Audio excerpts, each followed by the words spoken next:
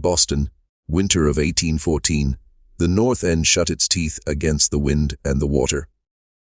The house on Charter Street kept its shutters pinched tight, a prim mouth that meant to say nothing at all. Then the hearth gave way. Bricks loosened by frost were pried one by one with a crow and an oath, and the throat of the chimney opened to a room that had fed itself on two things only, fire and denial. Bowls waited in the soot like pale moons that had fallen and refused to roll. Not soup, not porridge, not any mercy that fills and warms. These bowls were lined with sifted ash so fine, it carried a ghost of shine, every surface furrowed by the slow work of a spoon. A grey gloss had been rubbed into the porcelain lip by a mouth that took nothing and called it enough. Spoons lay beside them, iron thin to the tongue, the bowls of the spoons black and polished by human need. The ash had been pressed, tamped, licked, swallowed. You could see the shape of the act. You could see repetition carved into dust. We were not meant to see this. We were meant to pass the house and think only of a clean step and a decent curtain.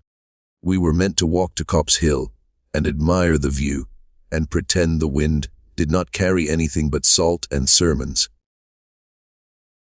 We were meant to read the papers and keep to their lines, the ones that smooth and flatter and forget. We were not meant to stand at the hearth and taste lie lifting inside the mouth from a handful of grey. Open the cupboard near the back stair. Tin cups hang in tidy pairs, their insides filmed with soot as if milk had turned into smoke and stayed. On a low shelf a silk sieve holds ash sifted fine enough to pass for flour in a blind kitchen. A folded rag inside the sieve carries a scrap of ledger, brittle, singed on one edge where it once met a flame that thought better of its appetite. 3 words on that scrap survive without apology. The hand is clean, Boston tidy, the same tight script you see on billheads and pew lists. We eat what the fire leaves, so the fire will never take us. We were not meant to read that. We were meant to open a Bible and find comfort. This Bible does not want to help. The birth pages are obedient. The marriage entries are presentable. The deaths are bound shut by black thread, a seam stitched through paper with a needle that pricked and pricked until the seam itself became a confession. Whoever did this did not tear. They sued. They made absence into a craft. The thread crosses the page like hair wet and laid back on a brow. The knot is tight. The knot is final. The knot is a hand saying no. The sexton from Copp's Hill told it later in a whisper that went nowhere in print. He put his face to their keyhole one dusk, because that was his kind of work. Listening for an answer before troubling the cart, he heard a voice that wanted him to leave. A mother's voice, too tired to argue, too stubborn to surrender. We are already dust. We cannot die. He listened a moment more, he said, and the bell at the hill above him gave a noise too thin for ordinary ears, as if metal had inhaled and decided against speaking. He straightened. He walked away. He told no one who would write it down. He only told the wind and me. Stay with me. Stand in this narrow kitchen where the smell of lye rises, even when no soap is boiling. Put your palm on the ash pan and feel cold where heat should live. Do not lick your lips, for the air tastes faintly of pearl ash, the alkaline bite that Boston sells in neat packets for cakes and uses for every kind of false white. Do not say it aloud yet, the phrase that wants to jump from your mouth, because your tongue already knows the taste. Stay with me. Subscribe if you dare to uncover more forgotten tragedies, and I will keep bringing you what towns would rather swallow. This is the forbidden truth of that winter. A family made a doctrine out of residue. They learned the liturgy of the ash pan and recited it at table. The father saved what the flames did not want. The mother stirred it into rainwater until it turned to a pale slurry the color of grief. The children learned to keep their mouths soft to the spoon. They learned to swallow without asking. The bowl became the church. The spoon kept time. The fire did not speak, so they spoke for it and said their own bodies were already on the other side of its hunger. In the right light, you can see how they sifted. The ash is peculiarly fine, not the ragged grit a careless grate produces. Someone pressed it through silk with patient fingers and lifted the coarser coal away and saved only the flour of burn. The bottom of one bowl shows a careful, even spiral, a well made by turning the spoon inward again and again to the same center. Ritual, not accident. An act done under a rule. Ash tracks thin as thread lead to the hearthstone and under. Whatever was folded beneath that stone had to be kept from damp. I lifted it once and set it gently back, under the eye of a house that did not want me there. Someone will say hunger and leave it there. Hunger is not false. The harbor had its teeth in the city. 2 wars lived in one winter. But hunger does not sew a thread through a list of deaths to change the meaning of a house. Hunger does not make a sentence that claims immunity. We eat what the fire leaves. So the fire will never take us. That is not an empty belly speaking. That is a vow. I have found the newspapers for that month. The Colombian Sentinel keeps its modest voice. A line about scarcity answered by charity. A paragraph about a household admonished by the Board of Health for fall practice. Words that make the mouth go dry without saying anything at all. Pressed between the notice of a ship come in from Lisbon and a sermon for a fast day is a sentence about a family of unsteady habits, perishing amid plenty, the kind of line that makes a reader feel clean because someone else did not manage to stay so. No names given. No street named. Boston knows how to point without pointing. Do not be satisfied. Come back to the kitchen with me. Look again at the seam of the Bible. I tried the thread with a nail. It held. I put my ear to the paper and heard only the faint rasp of my own breath. The pages beneath are uneven where the knot pulled tight. The binding is bruised. A book is a body, and this one was bound where its throat should open. It has a scar, and a scar is a story that healed wrong. The ledger scrap was folded inside a rag that had once been white. The rag smelled of hearth, not of the river, which means they did this indoors and alone. The script uses a hand that appears also in a small notebook of household accounts, found in a drawer under a pile of chipped buttons. The same writer purchased pearl ash from a shop near the mill pond 3 times that winter. Small amounts that make a baker smile and a doctor frown. The same writer bought a sieve and wrote silk on the line, as if to be proud of such fineness among so much lack. The writing is not wild. It does not twitch. It walks. A neighbor says she saw their tongues. This is the detail that will not leave me alone. Gray tongues like winter roses. Light bloom on a living mouth, a soft proof of a hard practice. She told a friend who told a washerwoman who told me, and then refused to say it again. She said it once and put it down. That is how Boston gives you what you need, if you are willing to be unhappy with it. A small spoon has a notch worn in the handle where a thumb habitually rests.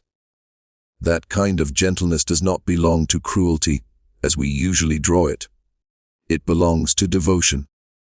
Devotion in the wrong direction is still devotion. The bowl has a fissure that has not yet become a crack. The fissure had ash packed into it to hide the line from view. Ash used as a plaster, ash used as a veil, ash used as a meal. The substance that the fire did not want was asked to do every other duty in the house, until even the bodies within it tried to become its kin. You could call it piety turned left.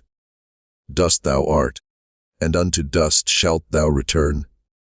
In this kitchen the sentence was taken down from the pulpit and put into a bowl. They tried to get there first, as if arriving early could prevent being called. An immortality by misrule. A refusal of the grave by pretense.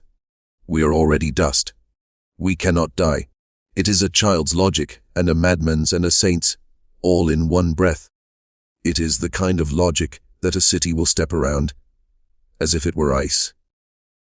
Not everything in the room was grey. There was a ribbon under the sill the color of dead cherries, stiff with soot, but still insisting on itself. There were 2 buttons lost in the ash that caught a bit of light like eyes. There was a page from the Independent Chronicle used to wipe the rim of a bowl, and on it a column advertised a mesmerist calling on Hanover Street, who claimed to renew the body by a regimen of abstinence and magnet and minor shocks. No one wrote a line to say the family had visited him.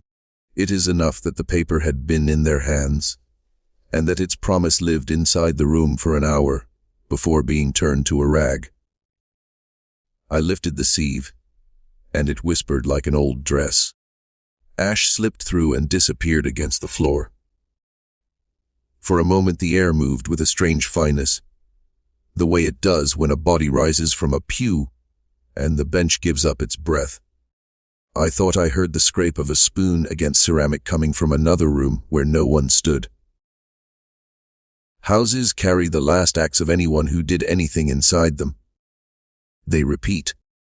The ear is a poor witness, yet it remembers what it wants to remember, and the ear wanted that sound. You can stand in a respectable parlor upstairs and see none of it. Brass neat, portraits bare, a slice of the harbor framed by glass that knows how to lie. You can come to this house for a tea and never sense that the cellar is a chapel. You can read the Bible on the table and never notice the way the spine bristles near the back, where the thread runs under leather. Respectability is a costume Boston knows by heart. Every street owns a set. I keep returning to the same thin sentence. We eat what the fire leaves. So the fire will never take us.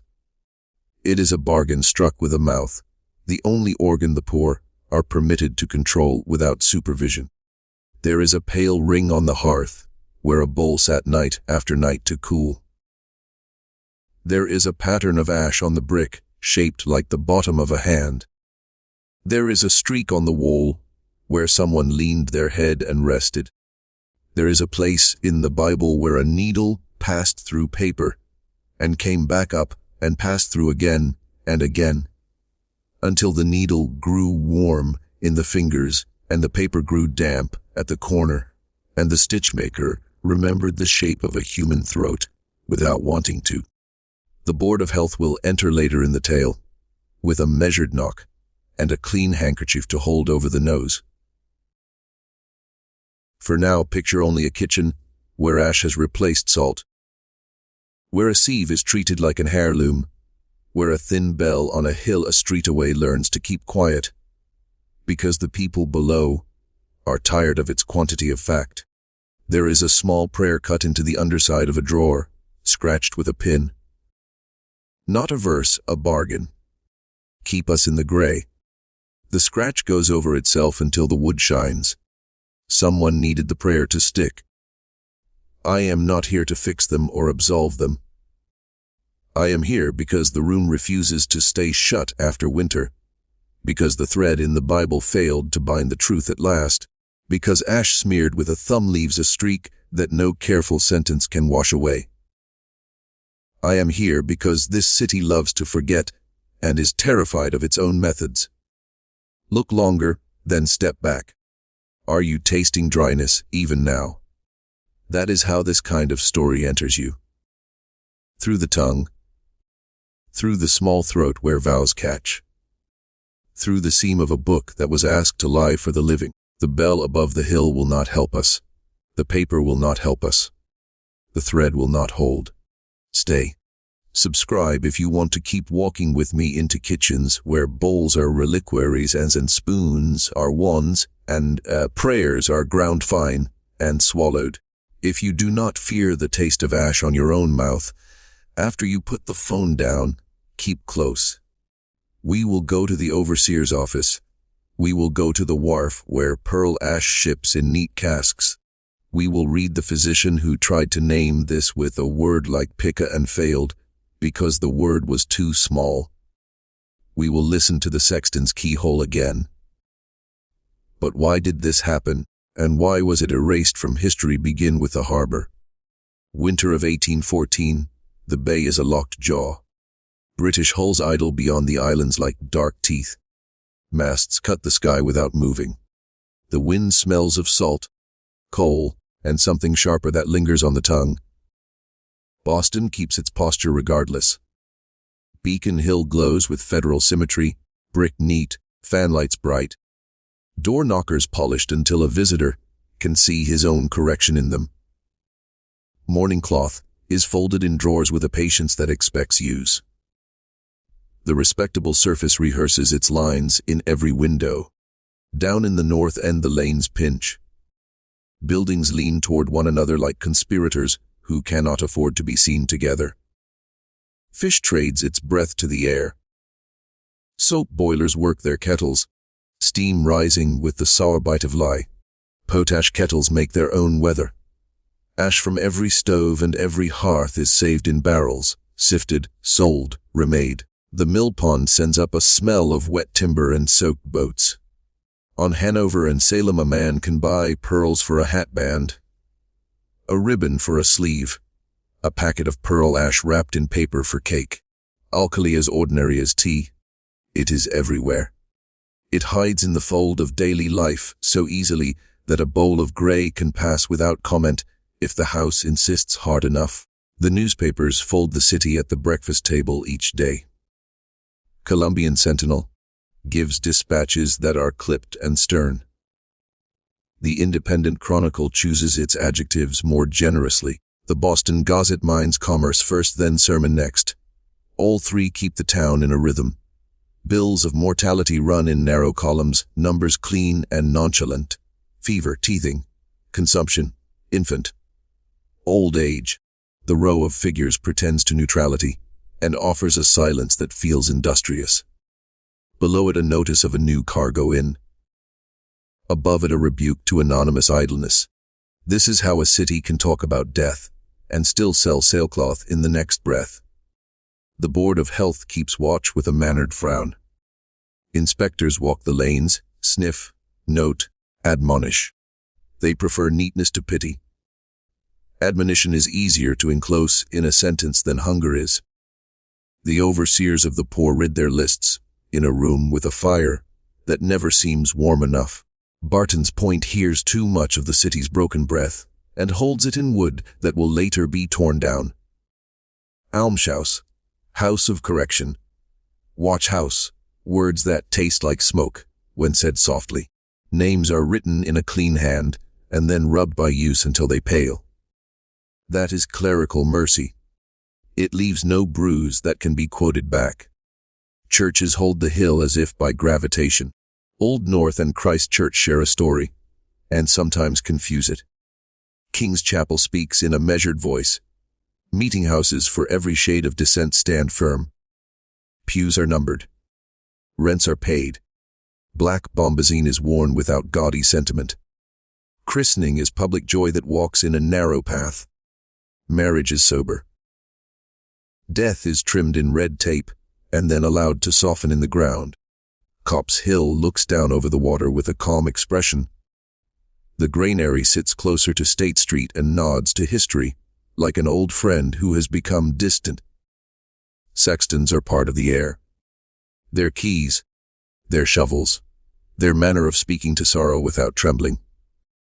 The bones of Boston are not strangers to being counted. In diaries the winter tightens. A woman named Mercy on Portland Street writes ounces of flour as if they were pearls and keeps a list of days when the oven never warmed.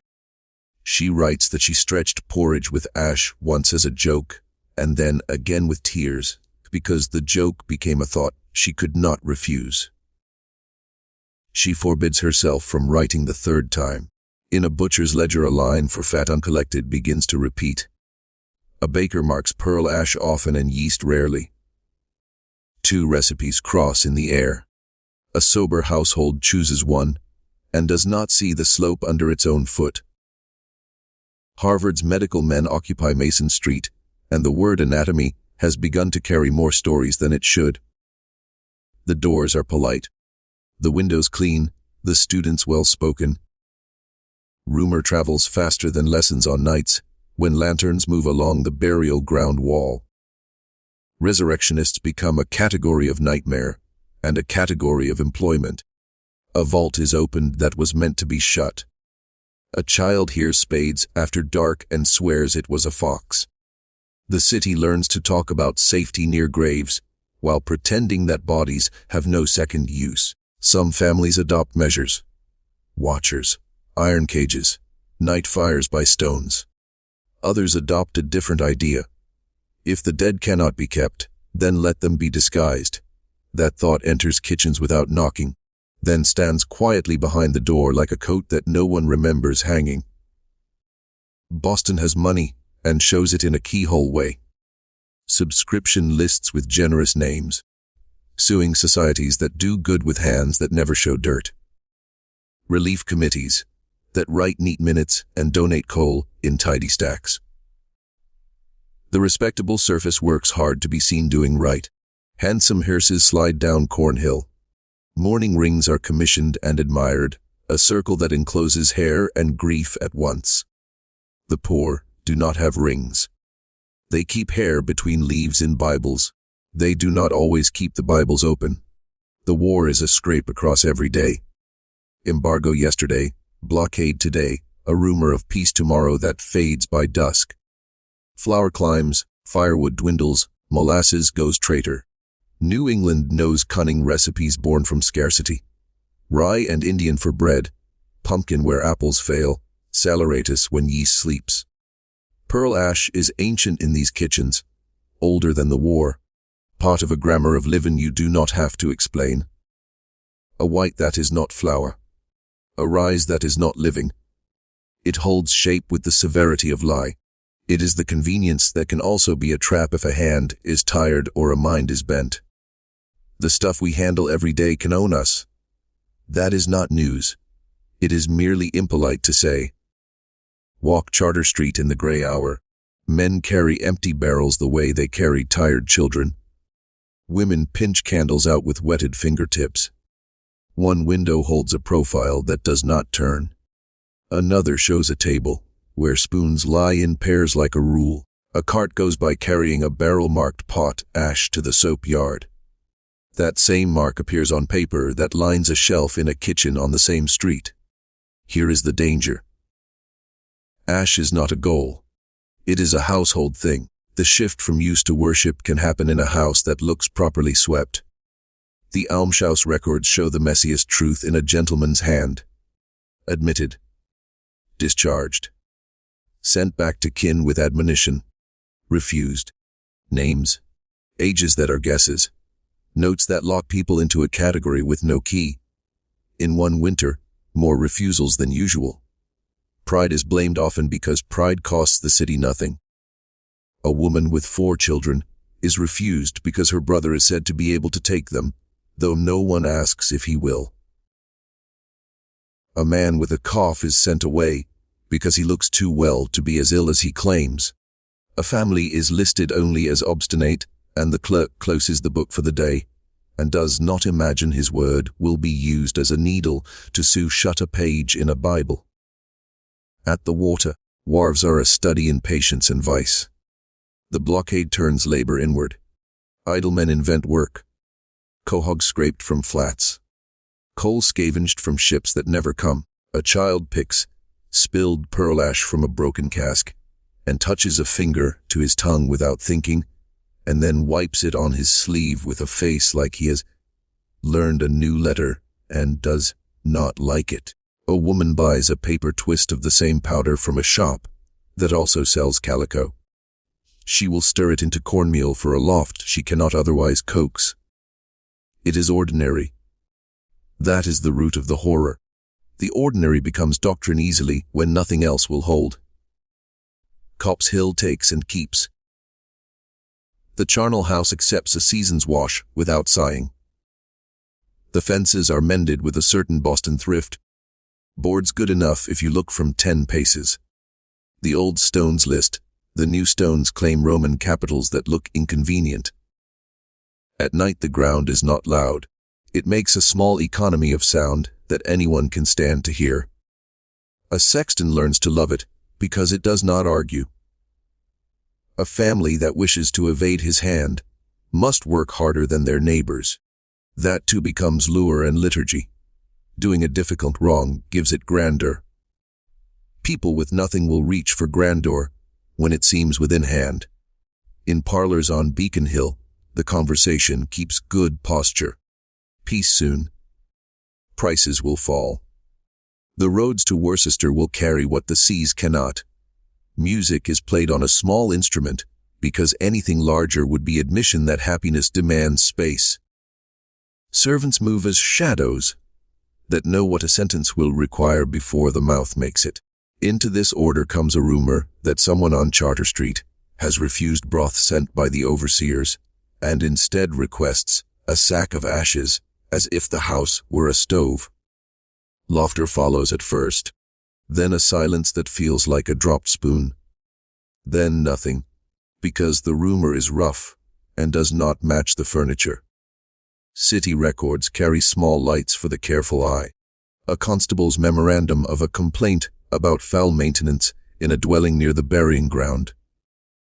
A doctor's note that the mouths of several persons within were marked by alkali. He writes the word in Latin, then English, then crosses both, because it accuses too directly for the page that will be preserved. A beadle's comment that a gentleman refused to pay for a grave because he claimed no death had occurred, and that he was therefore not subject to burial fee. The beadle underlines the word refused because he wishes it to feel like a lash. He does not get the satisfaction he wants. He drinks at the close of day. Recipe books of Boston housewives are stained at the page where pearl ash is measured in teaspoonfuls.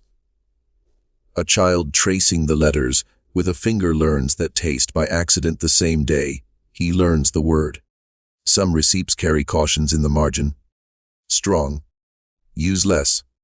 A few carry corrections in another hand later. Use none. Where scarcity sits in the room, cautions can be ignored softly until they do not exist. Lye is a disinfectant and a cleanser, and a righteous enemy of smell. It is also a steady ladder down toward a practice that has the dignity of discipline and the injury of poison. A mind that yearns for purity will gladly go that way. The town admires purity. It forgets to check what people are using to craft it. Across the river, a printman sets type by habit. He could do it with his eyes closed, if his hands did not require light. He sets a line about a family in distressed circumstances, and he chooses to write that with a capital, because it makes him feel as if he has prayed. In the next stick of type he sets a notice for a sermon on the brevity of life, and then 2 lines seeking a runaway apprentice who has taken a coat. The apprentice will be found. The sermon will be heard. The family will not be named. The paper keeps its half-promise and hopes no one arrives demanding a whole one. Boston is a house divided into rooms that do not visit one another except on errands. Beacon Hill sends blankets down and considers itself warm. The docks send up smoke and expect to be blamed for it regardless of the wind. The North End goes to church and to market and keeps its doors less honest than its windows. The board goes everywhere and makes lists. The overseers cannot be everywhere and pretend that they can. Ash moves quietly in all directions like dust in sunlight. If a house chose to crown the ash with words and call it a sacrament, it would not immediately stand out, not until someone refused a kindness that was offered in public and thus questioned the town's self-image. The first sin is not the ash. It is the refusal that makes respectable people look awkward. In this year, a mesmerist advertises a regimen of abstinence and magnet and claims to restore vigor by subtraction. His card sits in a drawer in a kitchen that is otherwise tidy in the wrong way. A physician connected with the medical society writes in an essay that the body may be trained to require less and become more serene. He means moderation. A reader might hear salvation and overshoot. A minister preaches on dust and glory, and the household under the hill hears only dust. The city speaks in measured tones. Houses make their own translations. Now the careful part. The respectable surface must be set before any violent truth is allowed to show its face. So we stand here and note the order. Clean columns, good brick, bells that tell the hour, lists that tell the dead, ledgers that tally bread and charity both, entered by the same pen. Families that stitch their sorrow in formal stitches that everyone can read. A room of aldermen who agree that the poor are best managed when their stories are brief. A culture that is fond of gray as a color of humility. A town where ash is currency, cleanser, leaven, medicine in small doses, emblem of fast days, sign of penitence, residue of ordinary meals, and therefore able to walk across the threshold of conscience without clatter. This is the air that the Charter Street house breathed. These are the hands that handed it the tools. A sieve bought from a man who also sells bonnets. Pearl ash from a shop that supplies half the city. A Bible with pages ready for respectable grief, and ready also to be sin shut by the same needle that hems a cuff. A board that will admonish foul practice in tones that suggest moral tutoring rather than alarm. A sexton who knows how to turn away when a story is indecent to the living. A city that will place one poisonous sentence between advertisements and call itself informed. When you understand how smooth the surface is, you will understand how deeply a crack can hide in it. You will understand the comfort of a vow that sounds like doctrine and tastes like nothing. You will see why neighbors kept walking past a house that drinks ash and calls it safety. You will see why a clerk might choose a word like obstinate and go home to supper with an easy stomach. You will see why no thunder came. Only a thin ring carried by fog in from the hill, and the scrape of a spoon in a room that believed it had beaten the grave by getting there early. Stay with me. We go next to the knock at the door, and the ledger that cannot forgive itself, and the constable who folds his handkerchief twice before he raises it to his face. If you want me to keep bringing these buried winters to light, subscribe and stand in this doorway a little longer. The respectable city has set the table. The meal that follows is gray. They will tell you it began with the sound of a spoon against porcelain.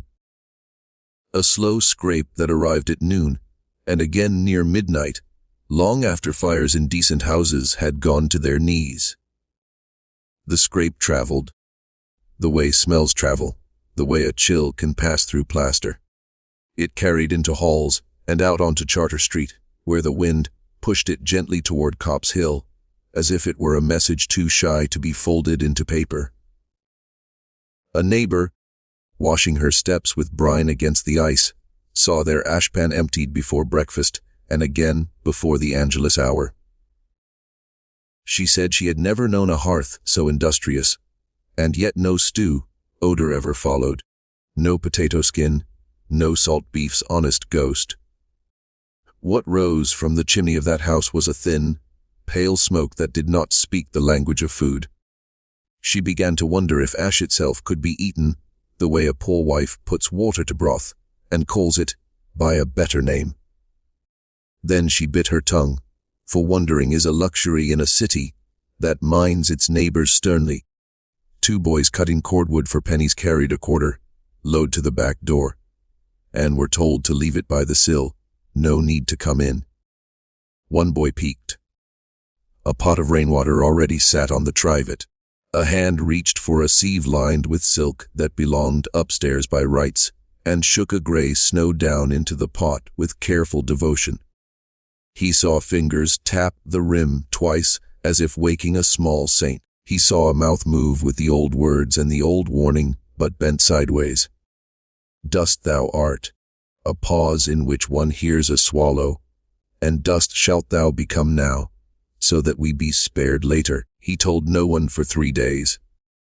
Then he told a sister. The sister told the washerwoman. The washerwoman folded the knowledge as she had folded shirts for other people's husbands, and carried it to market and said, "It only once," and softly. The ash tasted like nothing, she said, and the nothing did its work. A first knock came from the Board of Health, Minute Book 1814, February, a cold hand at their door. Complaint received, filed, premises suspected. The inspector wore a clean cravat, and a look that substantial families recognize. He knocked twice and named himself. The latch slipped. The mother's voice traveled through the space where eyes do not meet. The house is clean. The food is pure. We require nothing. He said the board required proof. She said the board could not measure their proof. He lifted his handkerchief, and the handkerchief smelled faintly of lavender and of fear. He wrote a line on his paper that felt like punishment, even though it used no angry words. Observed ash stored in quantity. Ashpan stirred beyond use. Household refuses broth offered. Counsel given. Return advised if condition persists. He went down the step and wished for another door to knock. Any other door.